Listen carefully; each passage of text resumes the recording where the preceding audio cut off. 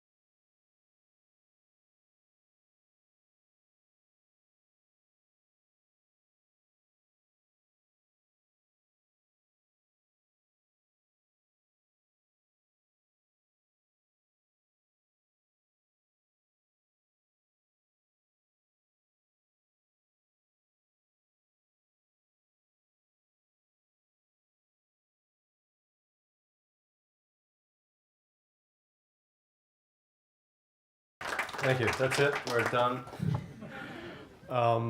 So I'm going to whip through this a little quicker than I was hoping to. But I think as photographers, we are really storytellers, and I think it's important, that our stories kind of help us become the photographers and the people we become. So I'm going to start with mine. This is my father, Stuart, on the back of a Land Rover in the Congo in the 60s. He worked for Irish television.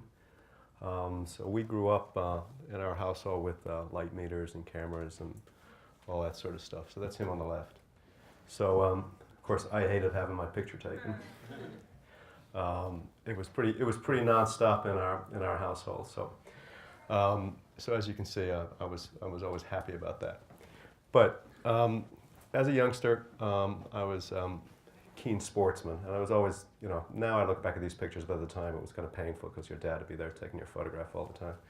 But I liked a little bit of rugby, and then that's me in the middle there. I liked a little bit of cycling. So as a teenager, I grew up in 80s Ireland, so of course there was no internet or none of that fun stuff that we have now. So I started to get, magazines were, what we looked at, to find out about music and fashion and so on and so forth. And at the time, there was a lot of great things happening across the pond in England, and there was like a lot of kind of great, magazines coming out. So, after a while, I kind of gave up on the athletic endeavors and started to concentrate a little bit on my hair. So, realizing I'd never be a barber or a fashion designer or a musician, I would none of those talents. But it was a pretty exciting period to be a teenager. Just in terms of what was happening. And again, I just couldn't wait every month till all the magazines came out, just to kind of just to soak it all in. So, seeing as I couldn't play an instrument, I couldn't sew, I couldn't take care of my own hair, what's a young man going to do? But he's going to join the camera club at the school. So for me, the thing was, I couldn't, there was always cameras in the house, so it just seemed natural that I'd pick one up. It also seemed like a great way to indulge all my passions. So now I got to go to the concerts, then I got to go to the sporting events, and so on and so forth. So all of a sudden, this whole other world that I wanted to be a part of kind of opened up to me. So I used to go to all the rugby games, and the thing is, the interesting thing is, it was my 20-year high school reunion a couple of years back, and I hadn't seen any of these people since I left school, but some of them still have the photographs. I mean, how they haven't faded, I have no idea, but I swear they still have them. But the great thing is my father and mother were very supportive, and I had a little dark room in my bedroom, but I had to wait at night to draw the curtains before I could print or process. And how I still can breathe, I have no idea, but I used to sleep with the chemicals, so it's illegal these days. But anyway, so that's how I kind of got my start. This is 80s Ireland, looks like 50s Ireland, but anyway, so I would take myself off and do bits and bobs. So when it came time to leave school, I went to art school for 1 year, did like a pretty basic foundation course in photography. But I had decided at this stage that I wanted to be a fashion photographer because that seemed very glamorous, and it just seemed like the sun always shined, and it just seemed like that was for me. So I started to assist. Dublin was it's a small town. I mean, smaller then, but so the there wasn't too many photographers. There wasn't a huge fashion scene. So after assisting a couple of photographers, I was able to kind of get a start and started to shoot for magazines. So this was my first ever magazine cover from September 1990. That dates me a little bit. But it was a big deal. So, and then I kind of did stuff like ice school. Yeah. So the thing for me, when I was working in Ireland, I kind of knew all the other photographers, and we used to hang out and kind of have drinks and stuff on a Friday night. But I very much treated photography like a job. It was very much 9 to 5. If I wasn't working for someone, I wasn't really working for myself. So I had a modicum of success in Ireland.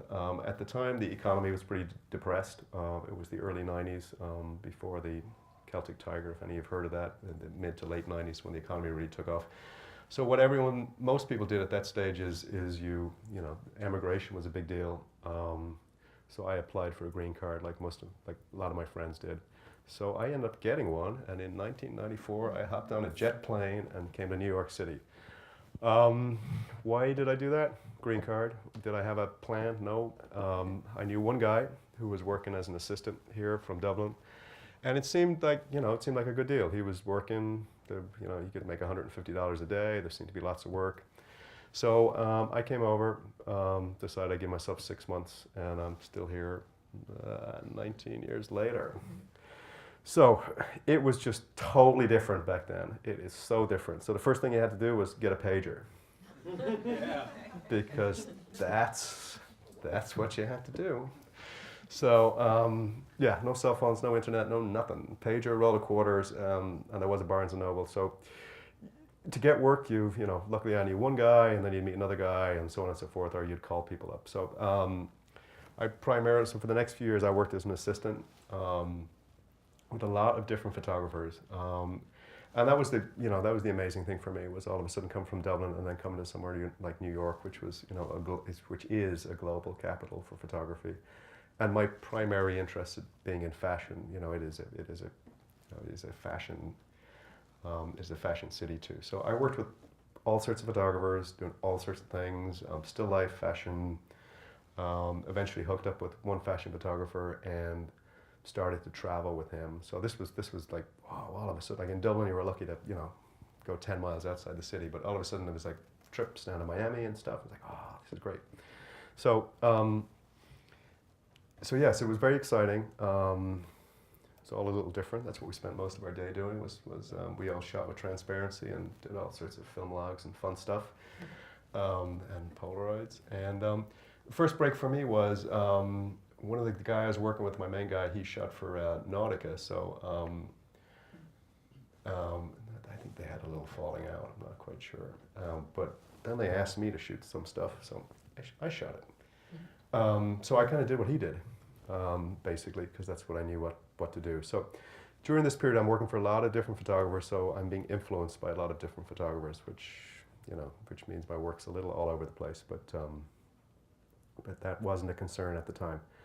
What made a dramatic change for me was that all of a sudden I was working with people who were very passionate about what they were doing. And that might just seem, very straightforward. And especially these days, because we're being bombarded by people who are doing projects and stuff all the time. And it's like every day there's like just something. But at the time it was just, for me, it was just like amazing to really see people who were invested in this. And it wasn't a job. It was really, really, really, really, really their lives. So that just changed me dramatically. So, as you can see, I think I captured a moment here. But anyway, so that was my first break. Here's my first promo. That's a real fur coat. That's a real monkey. That's a real helicopter on a real active runway in California. Would not get away with that now these days. So this is probably 98, 99. So very much invested in shooting fashion, but also interested in music and, portraits and everything. And, as a young photographer, you think you can do it all. So here's the second promo.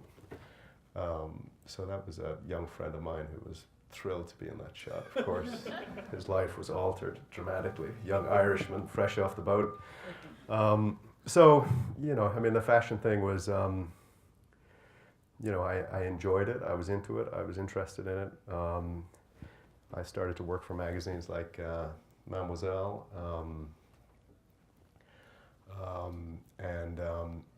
did all right out of it. At the same time, I had like 3 or 4 different books. I had like a fashion book, a music book, like some portraits and stuff. So every time I'd go into a magazine, there would be some confusion as into what it was I could do. I was naive to the fact that, I thought I could do it all. So, little lesson learned, but we'll talk more about that a little later. This was going fine, and then September 11th happened, and it was a big change in the industry, especially in the magazine industry. Up till that period, the 90s were pretty lucrative. People were spending a ton of money. There was plenty of magazines. It was all go, go, go. After September 11th, the purse strings tightened somewhat, and certain magazines closed, and Mademoiselle was one of them, and that was my biggest client. So that forced me just to think about things on various levels. The fashion thing was good, but I felt I'd gone as far as I could go. The work was fine, but it wasn't anything special. I was no longer interested. I think with something like that, you really have to live it and be into fashion and the models and the whole thing. You really have to work the whole thing. So thankfully, there are a couple of Print Space alum in the auditorium tonight. But about this time, I started, as many young photographers did, to print their own work in a lab which was down the street called Print Space, which I have very fond memories of, as I'm sure other people do. But it was very exciting because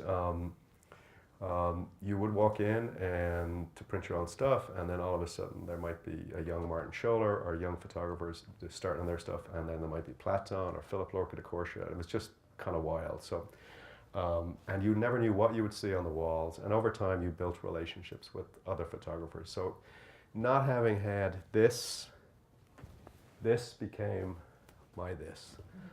So it was really, really fabulous. So, you know, there's Martin and Daniel Levitt and Jonathan Turgovnik and Jason Florio and Christian Weber and Olivia Corona and Gus Powell.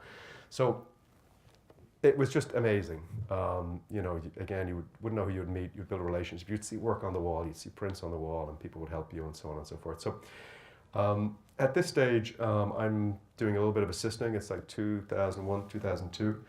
But I'm starting to see,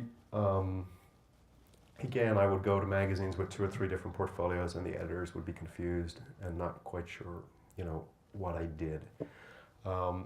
So having given up on the fashion game, I started to look and see, you know, I would see the work on the walls in print space, and then all of a sudden I would see it in the magazines. I was like, you know, there's a correlation here between, you know, not just work people were doing for themselves, but also, you know, I could see it going to magazines. So realized, you know, that kind of it was time for me to kind of, you know, focus in on something, focus in on a style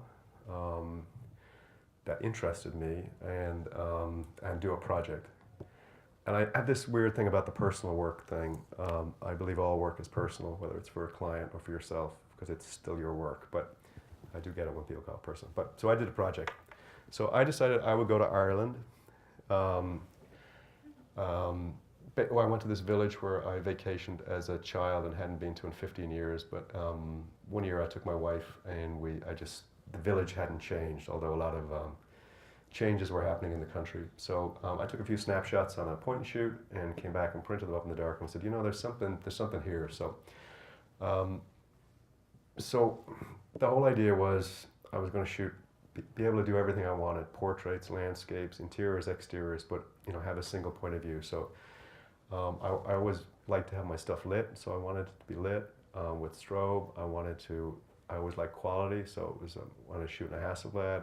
I wanted to keep it very simple. I wanted to be able to go inside. I wanted to be able to go outside on a moment's notice, and be able to do it on my own if I needed to. So nothing revolutionary, but you know, at the time it felt a little revolutionary. But anyway, so I hung out in this village for about 10 days, and just kind of explored. I didn't have any family or anything in the village, or there was no, you know, the only connection was that we holidayed there as kids.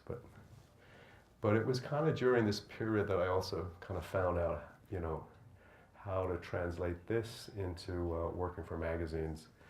I always like to have people doing things, like holding things, and, you know, so it puts them at ease. So this is kind of where it all started. Where it all started for me. I didn't realize at the time. It took another photographer. I'm fortunate to, you know, through my assisting, to be able to have count then on some photographers who mentored me, and one of them was Platon. So after I did this project, I said, hey man, like how do I turn this into, like, what if a magazine calls? Like, how do I do it? And he said, well, you know, you just look at the guy, you know, you just get the guy, maybe you're doing a cook, you just get him, you know, you start there, get him to peel some potatoes or something. So that was great. That was invaluable advice for me, because, you know, over the years I'd had a lot of different influences, and especially with the, you know, assisting so many different photographers, it took a while to work those influences out of my system.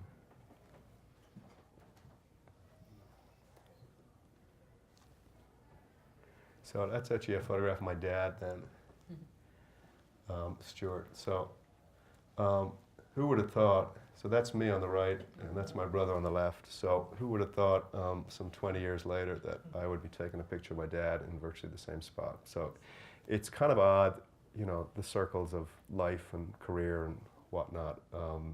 It's full of surprises. Like this, you know, when I kind of put this together,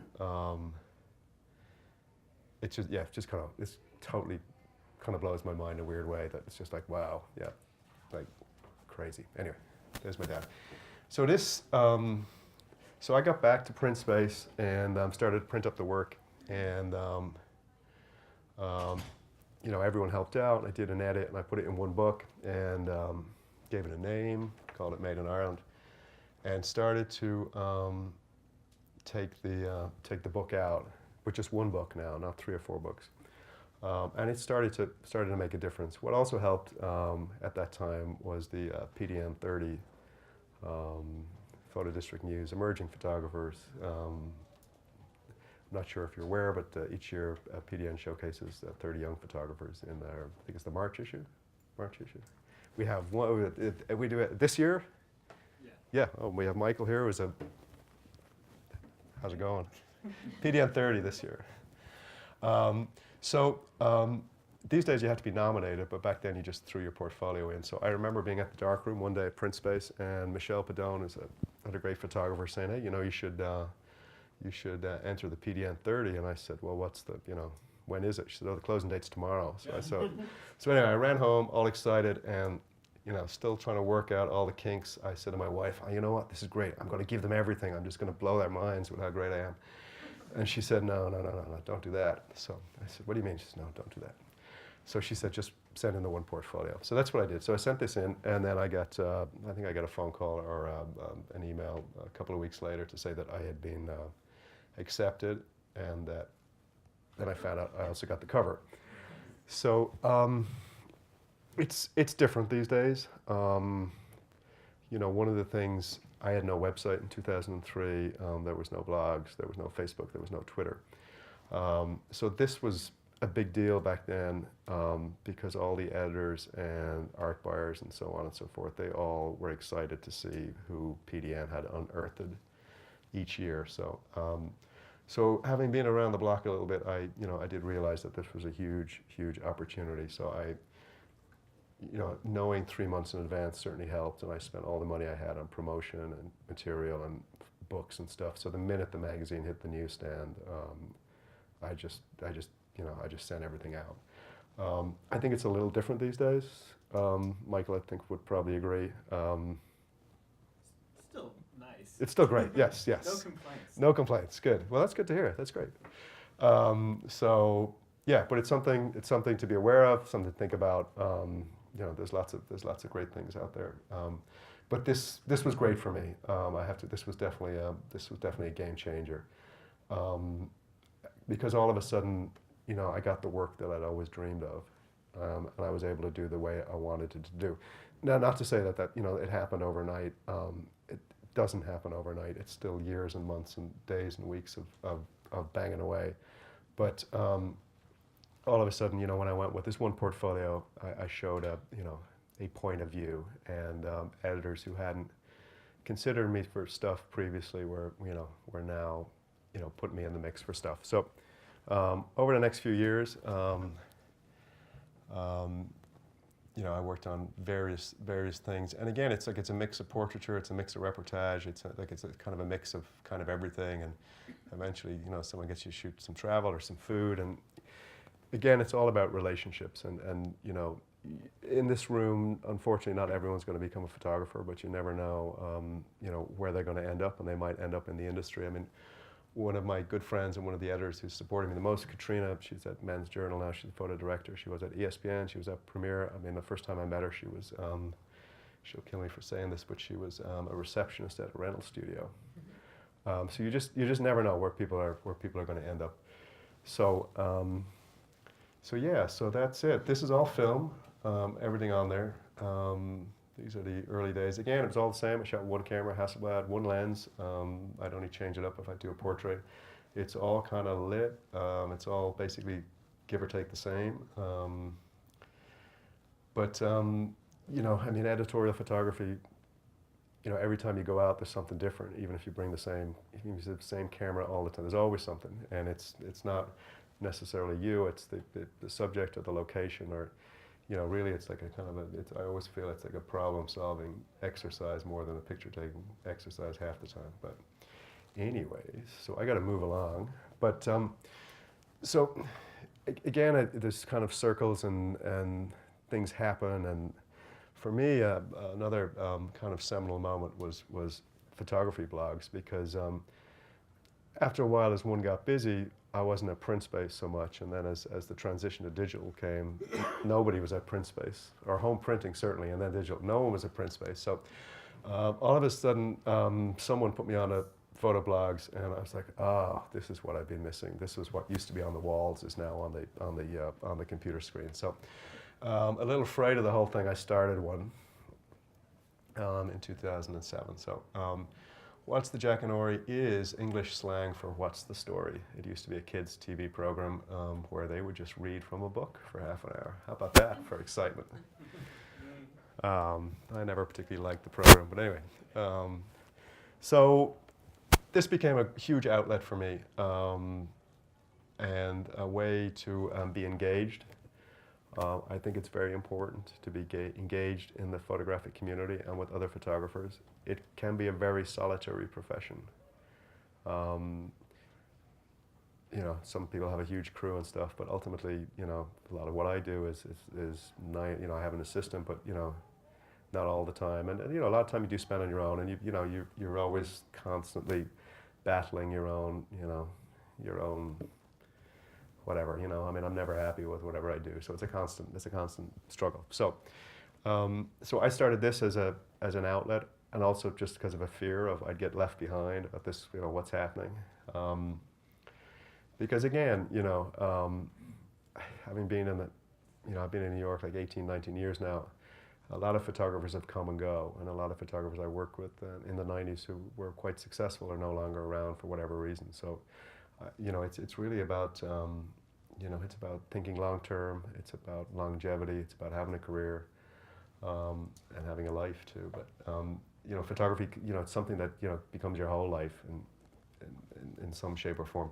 So along the way, I mean, it was just great because I got to meet people and other photographers and opportunities to presented themselves for me to like write stuff and meet people and go to photo fairs and photo shows and to like meet my photographic heroes. So this was this is an English photographer called Steve Pike, and this photograph from 1992 always had like a special place in my heart. I wasn't really exposed to Avedon as a young photographer, so Steve did these photographs of steampunks and other stuff, but this particular picture is, it ended up being a cover of an In Excess album. But these guys are in a band in Dublin, and you know, it's just the fact that Steve had shot them against white. I mean, I just never seen this before in this kind of manner. Like, you know, you'd see this band at football games and you wouldn't think much of it. And all of a sudden I saw this, like, there's something, what's that? So finally I got to meet Steve. And, you know, it's kind of, I mean, it's kind of great to, you know, just be able to, you know, tell photographers, like, you know what, like, you really were, you know, you had a hand in this, you know, whatever it is. But anyway, Steve's great, super cool, and yeah, good guy. So I'm always kind of doing some fun stuff if I can. So then I decided to photograph myself with all sorts of photographers. So I made a little book out of it. So I would go and introduce myself, and I would photograph myself with them. So there's one blank page in the book because there's one photographer who said no. I can't remember. I can't even remember her name. Come to me, Tina Barney. Tina Barney said no. So all the photographers are in alphabetical order. It just made life easier. So I kind of like little quirks in the little thing. There's Joseph Kudelka, Jürgen Teller.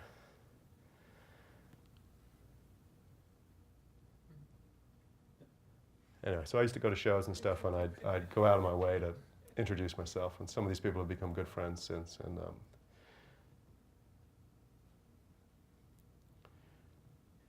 there's Tina on the left. Anyway, so again, the project is important. There's no getting away from it. The little things are good. It's good to have, you know, you can have a lot of fun with stuff now, and it's not a big production. You can do the blurb book and so on.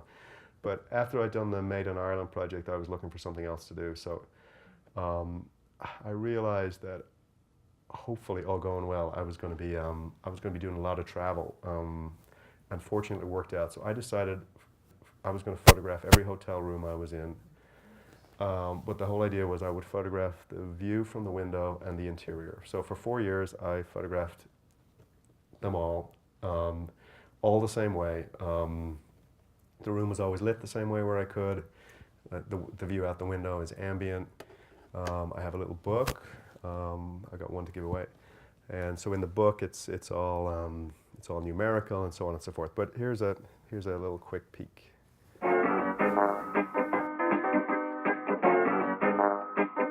Maximum respect, GP. Worldwide in the house. É isso aí, música roots do mundo. Todo mundo reclamando, todo mundo aqui chorando. Onde é que tá a paz, tá? Tá no sonho. Ecosound system. Ecosound system, não.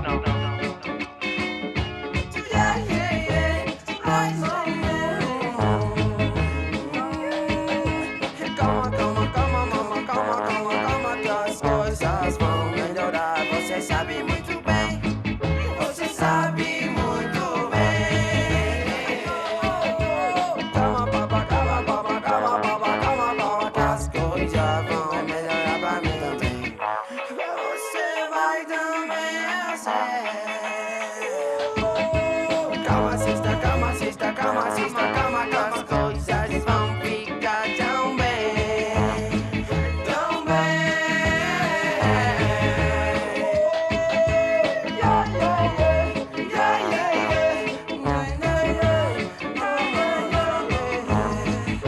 As coisas vão tão bem. Calma pra quem não ouviu o som. Calma que esse é ecosound system. Ecosound system. Alô, a máfia do reggae Brasil. Roots. Ecosound system. Oh, já. Calma pra quem não ouviu o som do ecosound.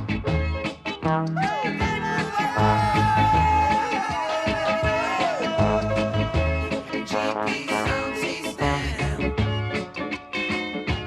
Worldwide Sound System. GP Sound System. Worldwide Sound. So the great thing that with having a blog at that stage was that I was able to promote this thing on different levels. So basically, I just threw all the eggs in a box for 4 years and didn't know what to do with it. But thankfully, with the advent of Blurb and on-demand printing, it was something I was excited about. So what I did was I just primarily it was for promotion. But to kind of, I don't know if you guys are aware of Dashwood Books. It's a small independent photo bookstore on Bond Street. Definitely worth a visit. Leave the credit card at home. Probably a good idea. But they just have an amazing selection. So I persuaded David. I'd say, listen, man, will you take 10 of these and we'll make them a first edition, and will you sell them? So the whole thing was it's quite an expensive book to put together because there's a lot of pages, so it's not cheap on Blurb. So we sold it for a lot of money, but it wasn't about the money. It was more about just kind of getting it out there. So he let me put it in the window and put it on display next to some of the greats. But anyway, so we had fun with that. But primarily it was meant as a promotional piece, which I sent to various clients, and it ended up winning an award. So I've stopped this because it was too much after a while. I just shoot the window, like out the window now with the digital camera, but it's okay. I'm all right with that. It's fine. Sometimes you got to stop. It was getting a little obsessive. Like I'd run into the room like, yeah, great view. But I never asked for a special view. It was all random and stuff. Anyway. So so the blog was very good to me, and then that also won a PDN award. I said, yeah, why don't I enter this into PDN? So, but again, it afforded me a lot of opportunity to meet different photographers and do other things. I think the social networking world has changed dramatically with Facebook and Twitter and whatnot. My blog has changed. I used to showcase what was happening about town and so on and so forth, but that's a little redundant now, I think, because just because of the flow of information daily. So I'm on Tumblr now, still the same. It's all about me now. Sorry about that, but I don't write as much either. But There's still like the odd decent picture, but you know, again, it just, you know, you can just do stuff these days. You don't have to think about it. So, you know, for me, the thing was, you know, all of a sudden, a couple of years back, you're supposed to shoot video. I got to do video. What are you going to do? Video? Ah, that's scary. So I was like, well, I'll make some videos. So, but, you know, I don't hang around with cool 16-year-old skateboarders. I just hang around with photographers. So I made some photography videos, which, you know, to kind of, you know, give myself, just figure this thing out, or just give it a go. So I made a few videos. I used to visit studios and so on and so forth. But one thing that's become rather special is what I'm going to show next. There was a photographer called Tim Hetherington, who is no relation to myself, who was killed in Libya a couple of years back. Just an amazing man, an amazing talent. We weren't close. We just hung out every now and again and had a good time. But the first time I met Tim was rather intimidating because he'd won World Press Awards and so on and so forth. And I met him at New York Photo Festival a couple of years back, and he couldn't have been more gracious and kind. And we made this little video. My name is Hetherington. My name is Hetherington. Tim Hetherington. Andrew Hetherington. I was born in Liverpool. So really I'm a Scouser. But I don't sound like one.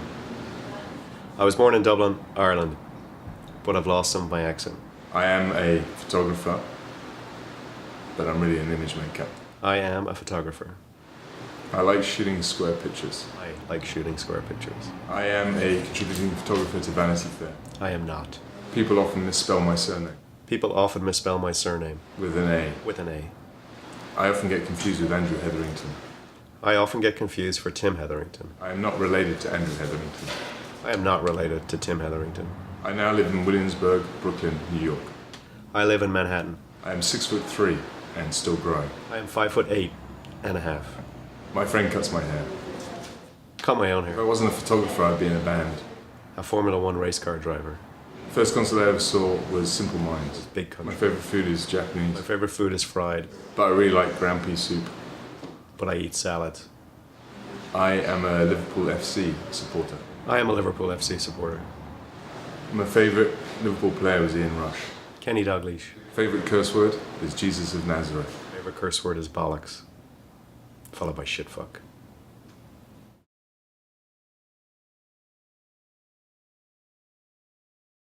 It's always hard to kind of watch yourself. I always feel though too, like, you know, I've got much better at it because, you know, when you expect to take someone's photograph, you know, you should be able to, you know, pose for someone else too. So I got that better. I actually got through this a lot quicker than I thought. How about that? I still do the blog, as I said. It's on Tumblr now. I kind of still have fun with it. I still do my views. I still, like, when I go on location, I still I post odd location pictures. I think, you know, we owe it to magazines not to give everything away because, you know, they don't, it's all they got left. So, and then, you know, I do have a website now. I don't have any printed portfolios. I have like one old one. We can talk more about that in the Q&A if you'd like. It's not that I don't think they're important. They are important. But I would like to have one, but it's a lot of work. So here's some things I've worked on in the last little bit. This is all digital. So again, you know, for me, the transition from film to digital was another, you know, another big deal. It was not easy. I'm kind of happy where I am. I haven't shot film in a number of years. I was asked to do a job on film last year, which I did. Do I miss it? Not really. I don't mean to, you know, I don't mean to be, you know, I mean, everyone has their own, you know, again, everyone has their own thing. Yeah, I'm fine with the digital for the moment anyway, but, you know, I mean, I've shot film for 30 years, so leave it to the young guys to carry bags of it around, but, so there we go. So how are we doing on time? I don't even know what time it is. It's 7:45. Oh, wow, I got through that. I could have kept going. Questions? And I'm willing to answer anything. I mean, we can talk about stuff for work, or I can go on my site if you want to see more shots and talk about particular photos or not, or whatever. Why did they ask you to shoot that one job on film? What was it about film? It was a photo editor I'd always shot film for, and she thought it would be a good idea. Next question. Next question. I would have preferred to shoot it on digital. I think my mind frame was, it was difficult, challenging. I always hate missing something. And I mean, first with film, there was, you'd wait for the Polaroid and I'd always miss something. Then I learned, don't wait for the Polaroid, just shoot it. I just get anxious. I don't like missing stuff. I felt like I missed stuff and I couldn't react. Also, it wasn't, I think, if you shoot with film all the time, it becomes second nature. If you shoot with digital, it becomes, if you do 8:10 all the time, it's your natural thing. I think my workflow just changed, and it was just more worried about, just trying to, it's a little out of my comfort zone. Not to say that I couldn't do it, but it was just, I shot digital alongside, but then, I concentrated on the film naturally. You can't do both. I don't feel it's like shooting video and stills. You can't really do both. One's gonna suffer. But yeah, we gave it a go. I mean, it looked good. Anyone else? Yes, you spoke about the importance of bringing only one portfolio into client meetings, and I was just wondering, for a lot of us are starting off and are shooting a big range of things. Do you have any advice for us on how we can narrow our scope without eliminating stuff? It comes with time. I mean, don't put pressure on yourself to, find that.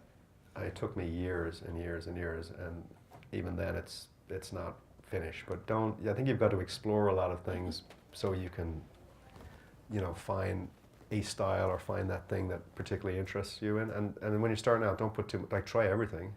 Don't not try anything because you think it might not be, cool or whatever. I mean, I think it's important if it's an extension of yourself, somehow. Like if what you do, your style is natural to you, I mean, what fascinated me when I was assisting towards the end was not the technical stuff. It was like how, let's say, photographers related to subjects. Some people like music, some people like to talk, some people don't. There's a fascinating, kind of this whole kind of thing. So yeah, there's plenty of time. Remember, it's a long journey, so plenty of time. And over a career, I mean, things change. I mean, I don't know if the pictures change too much, but there's all sorts of stuff kind of going on. So yeah, just stick with it. Try everything. Have fun. Yeah, it kind of follows what I want to ask. I see a lot of quirkiness, a lot of witty humor in your pictures. I mean, is that who you are as a person? Or is that deep? Are you capturing the subjects? Yeah, I mean, I guess that's what people. Yeah, I mean, naturally I'm sarcastic and ironic because I'm Irish, I guess. But we're also miserable and downtrodden and dark and deep and hate everything. But yeah, I mean, I guess so. I mean, a lot of some of the work is kind of worked out in advance, and I don't conceptualize too much. But sometimes I'm asked to, depending on the job, and perhaps if it's a celebrity too, you've got to kind of map out your ideas. You can't surprise them with stuff. A lot of stuff is kind of left to chance, and that's why kind of a lot of people hire me, because they just kind of send me in and hope for the best. So it doesn't always work out, but again, that's kind of what I set myself up for, and I'm okay with that. But yeah, I mean, what happens is, to get back to your question about developing a style, and I'm really just talking from a magazine point of view, is that editors need to be able to pigeonhole you. So they need to give you keywords. So, they'll go, Andrew, he shoots color, he shoots, celebrities, he's done thing, he shoots outside, yada, yada, yada. Or they're going to send me out on a job and I come back with black and white. They're like, what's this? So, it helps if people, when you're getting started, as you're building relationships, to and I don't mean to be put in a box, but I think it's important that they know what you do. So again, you know, they say, well, we want you to shoot this, you know, ultimately they'll probably look at one picture on your website or one picture in your portfolio and go, we kind of want you to do that, just to get started. And that's okay, it's all right. It actually takes a little bit of the pressure off, but then you got to figure out, how am I going to do that? When there's like a guy there and he's, you know, in a bad suit and the location's terrible and, you know, all that stuff. So, yeah, what was the question again? But yeah, it's for magazines too. It's important in the beginning just to kind of have a point of view. Helps. Besides a lot of work, relationships, and a lot of passion, what would make the most difference, like in your career success? Can we have that question again? Besides the network, Okay. relationships, Mm-hmm. a lot of passion, of course, and a lot of hard work, what would be like the traits that kind of made it more difference for you? I think it's having people around you can trust. My wife's great. I mean, that piece of advice she gave me with the PDN 30 was like just like the best ever. I mean, again, I think, you know, you kind of get into your own head and, you know, you look at your own photographs in a certain way. And I think it's great to have people around you can trust who can give you honest advice and help you out. Mentoring is great. I'm open for mentoring. I actually find mentoring great because I get ideas out of it. I mean, it's kind of fabulous. I mean, you know, I don't have the answers. I'm just trying to, you know, keep on keeping on every day. I think we should be constantly learning and just trying stuff, and you know, it's important not to become stagnant. So, I guess just having people around you, you can really trust, and whose opinion you really value. And it's okay if they say it sucks. You know, I really think it's the best thing for people not to like your work. It's okay. It's totally fine. And if they can tell you why, that's even better. But if someone says your work is nice, they don't really have an opinion one way or the other. So I think it's okay. It's all right to and again, if you're pleasing all the people all the time, it's probably not that great. So, next.